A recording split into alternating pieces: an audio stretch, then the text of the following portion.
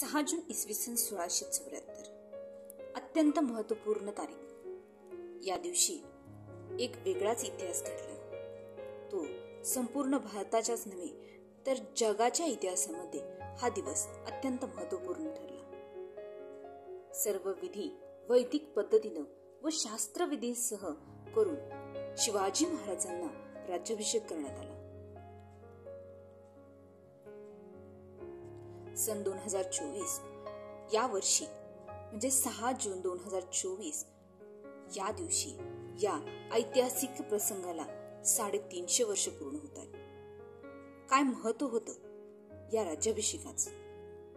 संपूर्ण भारतभर अत्यंत महत्वपूर्ण, अत्यंत बलाढ्य अशी असणारी मोगलांची सत्ता आणि या मोगलांच्या सत्तेला तसेच दक्षिणेमध्ये असणाऱ्या विजापूर, अहमदनगर येथील सत्तांना आव्हान देऊन निर्माण झालं ते म्हणजे मराठ्यांचं स्वराज्य. आणि हे स्वराज्य निर्माण केलं ते म्हणजे छत्रपती शिवाजी महाराज. मोघल आणि विजापूरकर यांच्या आक्रमक वृत्तीस आळा घालीत त्यांनी बराचसाच मुलूक काबीज केला. या स्वराज्याकरता त्यांनी राज्याभिषेक करून घेण्याचा निर्णय घेतला आणि या निर्णयासाठी कारणीभूत ठरली ती अनेक विविध कारणं. आजपर्यंत अनेक इतिहासकारांनी याबाबत आपली मतं मांडलेली आहेत आणि यातील पहिलं महत्वाचं कारण म्हणजे आपण स्थापन केलेले राज्य हे एका मराठा सरदाराचं स्वतःचं असं राज्य नसून ते गोब्राह्मण प्रतिपालनाकरिता स्थापन केलेलं हिंदवी स्वराज्य सुराज्य आहे याची जगाला कल्पना यावी व तसं जाहीर व्हावं ही या पाठीमागची प्रमुख मनीषा होती. आणि दुसरं कारण म्हणजे आजवर शिवाजी महाराजांनी चेरीस आणलेले विजापूरकर आणि मोगल हे शिवाजी महाराजांना स्वतंत्र राजा म्हणून मानत नव्हते. त्यामुळे स्वतःचे स्वतंत्र अस्तित्व या समारंभाने जाहीर करण्याचा एक महत्वपूर्ण उद्देश शिवाजी महाराजांचा याच्याबाबत होता. आणि तिसरं महत्वाचं कारण म्हणजे शिवाजी महाराजांच्या पदरी असणारे अनेक सरदार यामध्ये घाटगे, माने, जाधव, निंबाळकर ते सर्व निजामशाहीत आणि आदिलशाहीतच वाढलेले होते. शिवाजी महाराज पण अशा एका सरदाराचेच पुत्र होते. या जुन्या नात्यानं हे सर्वच शिवाजी महाराजांना आपल्या बरोबर मानत होते आणि यामुळे आपलं एक वेगळं स्थान, एक वेगळं वैशिष्ट्य आणि वरिष्ठपणा जाहीर होणं शिवाजी महाराजांच्या दृष्टिकोनातून अत्यंत महत्वपूर्ण होतं. या कारणांच्या व्यतिरिक्त आणखी एक महत्वाचं कारण म्हणजे आपल्या वैदिक विचारांच्या परंपरेची बाजू. आपल्या भारतीय संस्कृतीत राजा हा विष्णूचा अवतार मानला आहे. राज्यशकट हाकताना साम, दाम, दंड याचा वापर करणे राजाला अपरिहार्य असतं. या सर्व गोष्टींचा वापर करण्याचा अधिकार आणि त्यांच्या कर्तव्यात येणाऱ्या गोष्टींचा विधिनिषेध राजाला वैयक्तिक नसतो. ही धारणा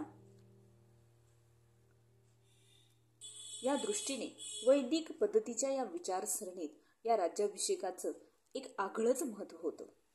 आणि म्हणून शिवाजी महाराजांनी काल अशा या विचारसरणीच्या दृष्टीनं महत्वपूर्ण ठरतो. कारण त्या सुमारास समाजाला उपदेश करणाऱ्या आचार्यांनी स्पष्टच नमूद केलं आहे की पावली भक्ती ते अर्चन, अर्चन म्हणजे देवतार्चन, शास्त्रोक्त पूजा विधान केलेची पाहिजे.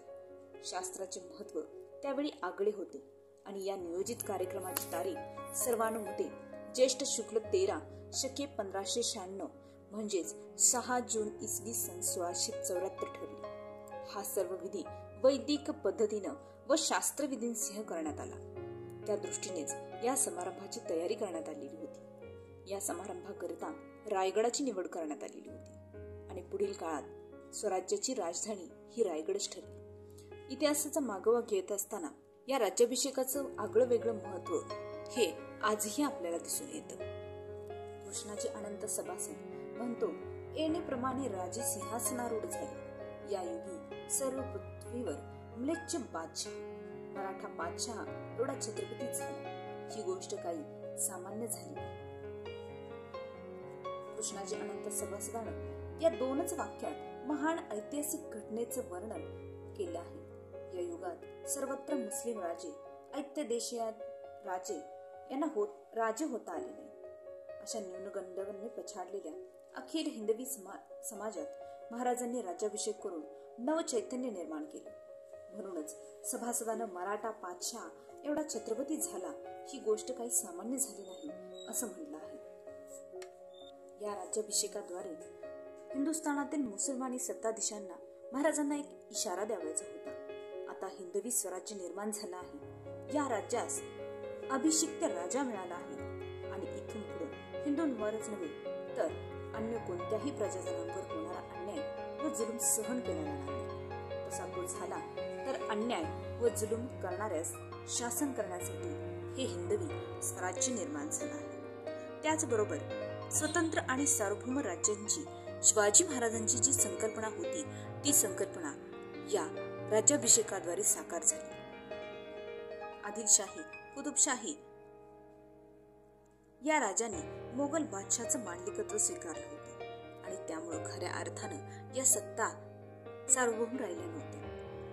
त्यामुळं महाराजांनी जो राज्याभिषेक करून घेतला त्या राज्याभिषेकानं असं घोषित केलं की दक्षिणेत ऐक्यदेशीय मराठ्यांची एक नवीन सत्ता निर्माण झालेली आहे आणि ही सत्ता स्वतंत्र आणि सार्वभौम आहे. आणि म्हणूनच रियासतकार सरदेसाई यांनी महाराजांचं हे कृत्य म्हणजे नूतन राज्याची जाणीव उत्पन्न करण्यासाठी केलेला भरीव आणि यशस्वी प्रयत्न होय असं वर्णन या राज्याभिषेक समारंभाचं केलं गेलं. शिवाजी महाराजांच्या आयुष्यातील हा समारंभ म्हणजे अत्यंत महत्त्वपूर्ण समारंभ होता.